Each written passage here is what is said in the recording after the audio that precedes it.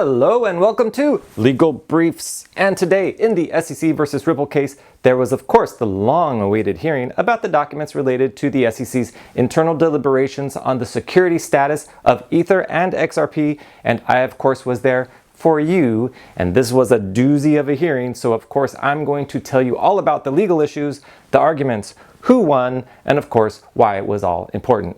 Here's my tweet from just before the hearing started, just a little tease for you. There I am. Listen for the magic words from the judge. I'll do an in-camera review. Okay, we'll get to that in a second, but today, unlike our typical video with me just basically talking in front of the camera, I have arranged something very special for you. A fellow YouTuber and XRP enthusiast is going to join me on Zoom, and we are going to discuss the hearing today together. Now this is going to be amazing. I'm very excited to be doing a joint video with someone, so let's join the video conference and get this party started. Okay, here he is, attorney John Deaton, the one and only with the CryptoLawTV YouTube channel. John, I'm so excited to have you on. Thanks for being here. Thanks, Jeremy. Great seeing you somewhere other than Twitter. Let me just get right to it and ask you about the SEC versus Ripple case. Okay, man, let's do it. Hold on 1 second, please. Hi, this is John Deaton. Big boy? Hey, big boy. What? Sure, I can talk about the SEC v. Ripple case. When do you want to? Now? Hey, man, I got nothing better to do. Just give me 1 second. Jeremy, hey, man, I got to go. Sorry. Talk to you later. Who the hell's BitBoy? Ladies and gentlemen, it is my privilege to have Mr. BB himself as a guest on Legal Briefs, Mr. Bearable Bull. Welcome. Welcome, ladies and gentlemen. This is the Bearable Bull here. So, Mr. BB, my first question is... Jeremy, did you send me a tip on XM yet? I'm sorry? What?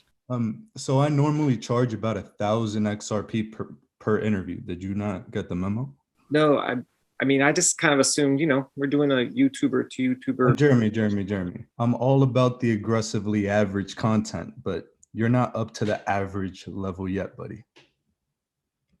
Hey, Crypto Eddie, this is Jeremy Hogan. Welcome to Legal Briefs. Oh, it's you, the lawyer. Yes, I'm so excited to have you on. I mean, you're known as the mother of crypto. My apologies. My people told me this interview was with Jeremy Irons, you know, the actor.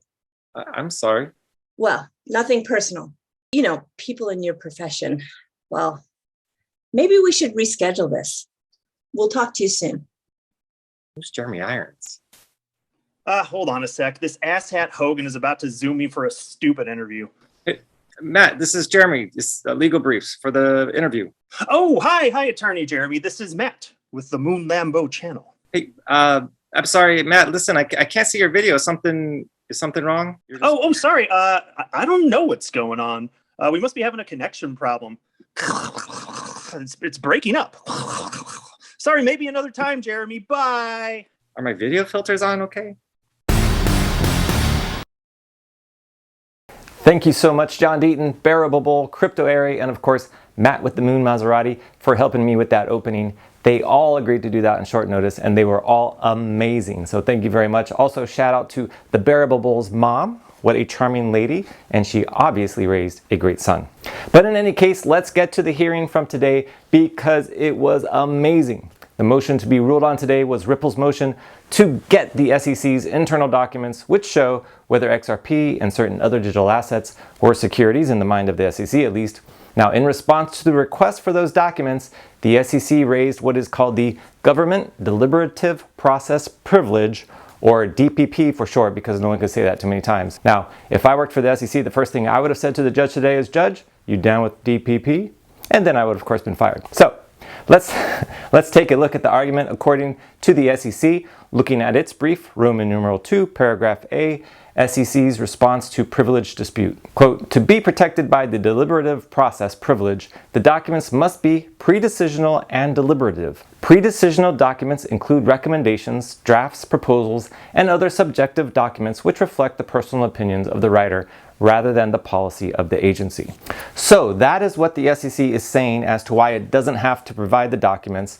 And here is what we haven't seen yet in the litigation, but whenever a privilege is raised, you have to produce a privilege log and give it to the other side. And here is a sample of a privilege log. It's from a very different type of case, but the format will be the same.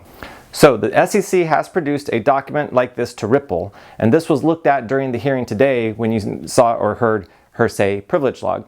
And on there you can see that for every document that the SEC is withholding, it has to list the document with a brief description, the date of the document, and then you have to specify what exactly the privilege is that requires you not to have to give it.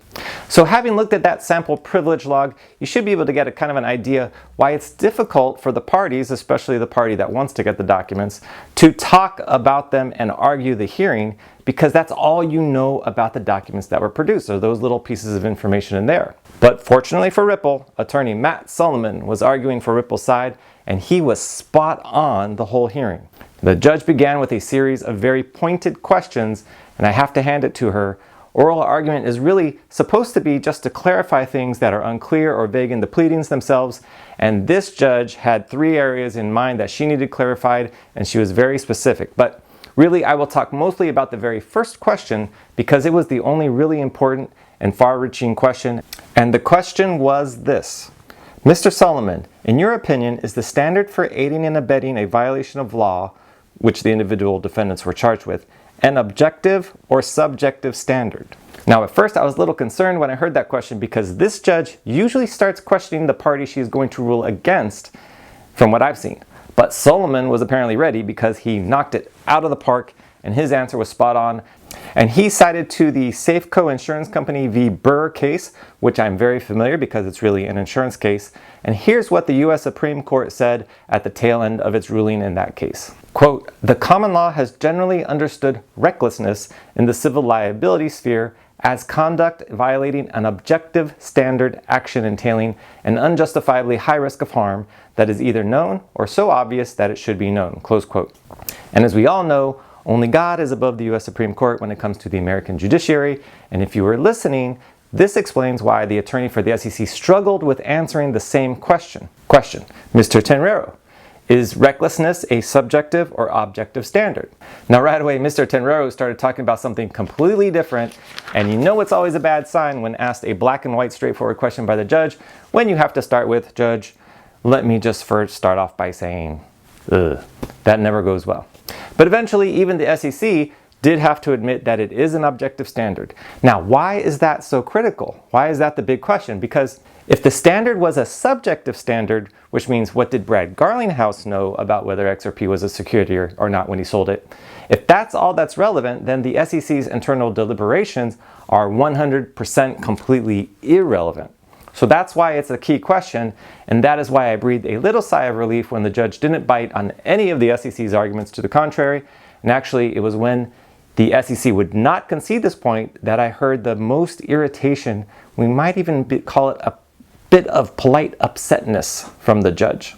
But putting that aside, I think it's safe to say that the judge did believe it was an objective standard, but really it was the interaction between the judge and the SEC attorney which led to the most interesting hypothetical and definitely caught my ear. And here's what I wrote in my notes. Now, taking a look at that to translate my chicken scratch, the judge said, what if all the SEC commissioners were out having lunch and talking about how they are all confused about XRP and other digital assets status as a security or not?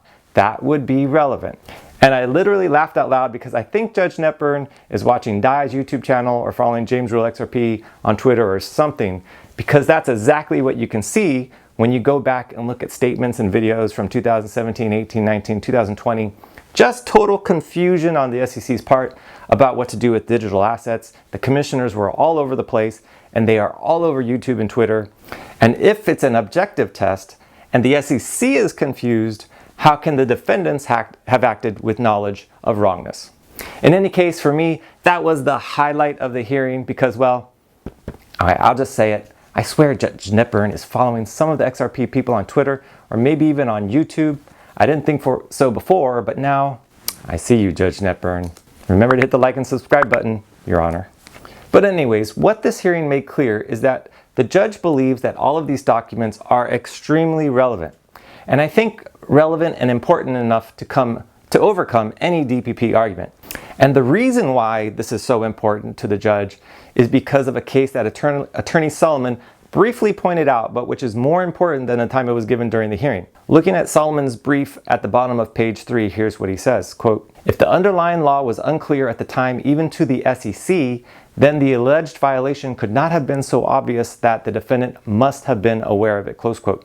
And that's citing to the Novak v. Kasich case. And that is what Solomon is gunning for, and that's why the judge ruled in favor of Ripple and the individual defendants on this motion. So you might be asking, well, what happens from here? Now, first, the SEC will be providing copies of the documents Ripple wants to Ripple. They'll be redacted. Now, the judge made a very strong point that they were to be lightly redacted. I think she said that 3 different ways. But the judge and the judge alone will get complete and unredacted copies of all the documents. This is called an in-camera review. And in-camera, we're not talking about something with megapixels. In-camera is a Latin word for in private. So the judge will review the complete documents, and then the parties will provide legal briefs which argue why each individual document is or is not privileged, and then the judge is actually going to issue an order on each individual document and either order it produced to Ripple or not produced to Ripple. And based on today, I would say it's a good bet that she is going to order most of the documents Ripple is asking for produced. Now, this hearing has taken 6 months to get to. It's been very frustrating when things take this long, but keep in mind that this discovery phase is ending in a little over 2 months, and it's during this discovery phase that you plant and grow the food that feed your case. And as you know, the lazy man does not plow during planting season, and at harvest, he looks and there is nothing. Now, it's obvious that Ripple has not been lazy during this litigation. And by the way, that is a quote from King Solomon. Thanks for watching.